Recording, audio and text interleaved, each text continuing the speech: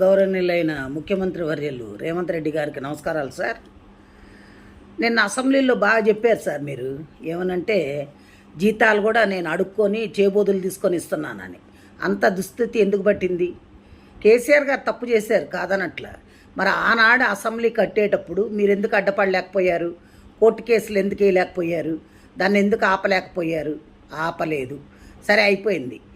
మేము ఎంప్లాయీస్ కట్టే ట్యాక్సులతోటి మిమ్మల్ని ఉచిత పథకాలు ఎవడు పంచమన్నాడు? ఉచిత పథకాలు ఎందుకు? ఉచిత పథకాలు ఇచ్చి మా జీవితాలు నాశనం చేయమని చెప్పినోడు ఎవడు లేడు కదా. ఎవరు చెప్పారు మీకు? ఉద్యోగస్తులకు బడ్జెట్ ఉంటుంది కదా. మా జీతాలు మాకున్నప్పుడు మాది మీరు ఇంకా అడుక్కునేది ఎందుకు? వేరే దానికి ఎందుకు ఉపయోగిస్తున్నారు? ఫ్రీ బస్సు ఎవరు పెట్టమన్నారు? ఎవడైనా ఈ రోజుల్లో మరీ కూటికి లేని పేదలు నిరుపేదలు ఉంటే ఆధార్ కార్డు చూపెడితే వాళ్ళకి ఇవ్వాలి. అంతేగాని ఒక కూలోడు బయటకు వస్తే 800 రూపాయలు, 1000 రూపాయలు మగవాళ్ళకి, ఆడవాళ్ళకి 800. అలా సంపాదిస్తున్నప్పుడు అది తీసుకెళ్ళి ఎక్కడ పోస్తున్నారు? బ్రాందీ షాపుల్లో పోస్తున్నారు. అదే నువ్వు ఈ ఉచితాలు పెట్టకుండా ఉద్యోగాలు వచ్చే పొజిషన్లో చేసుండి ఇండస్ట్రీస్ తీసుకొచ్చుంటే కంపెనీల్లో ఉద్యోగాలు వచ్చేవి చేసేవాళ్ళు. అసలు ఇవన్నీ ఎందుకండి? 150 మంది మీరు ఎమ్మెల్యేలు ఎమ్మెల్సీలు అందరూ ఉన్నారు కదా, మీ జీతాలు బంద్ చేసేయండి. మీకు జీతాలు ఎందుకు? 10 కార్లు ఎందుకు? మీ సొంత పైసలు పెట్టుకొని వాడుకోండి.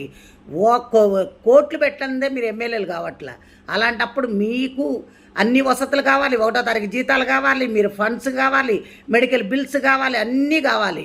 ప్లెయిన్లో ఊరికనే తిరగాలి, ఇవన్నీ కావాలి. ఇవన్నీ ఎక్కడి నుంచి వచ్చినాయండి?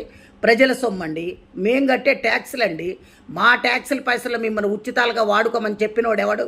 ఏ రాజ్యాంగంలో రాసిందో చెప్పండి. మీరు ఇవన్నీ కానీ చేస్తే ఇప్పుడు మేము రిటైర్డ్ అయిన వాళ్ళకి కనీసం పైసలు కూడా ఇచ్చే స్థితిలో లేరు మీరు. ఇది ఒక చట్టం దాండి. స్టేట్ కానీ సెంట్రల్ కానీ మీ ఇష్టం వచ్చినట్టు వాడుకొని మాకు ఉచితాలు ఇస్తున్నాం, మీకు ఉచితాలు ఇస్తున్నాం అని చెప్తున్నారు. ఉచితాలు ఎవరికి ఇస్తున్నారు?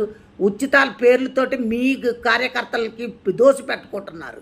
అంతేగాని మీరు ఎవరికి ఏం చెయ్యట్లే, న్యాయం జరగట్లే అక్కడ. కాబట్టి దయచేసి మీరు ఇంకోసారి ఈ పిచ్చి సలహాలు ఇవ్వకుండా ఇప్పుడు ఎవరికైతే క్లాస్ 4th ఎంప్లాయీస్ కూడా జీపీఎఫ్ఐ పెట్టుకుంటే బిల్లులు ఇచ్చే స్థితిలో లేకుండా అయిపోయారంటే ఏమనుకుంటున్నారు? ముందు అర్జెంటుగా మా బిల్లులు మాకు పాస్ చేయండి. రిటైర్డ్ అయిన వాళ్ళకి మర్యాదపూర్వకంగా డబ్బులు ఇచ్చి పంపించండి. అది పద్ధతి. అందరు తిరగబడితే మటుకు ఊరుకునేది లేదు సార్. ఇది మంచిగా ఉండదు కూడా నేను చెప్తున్నా. Thank you.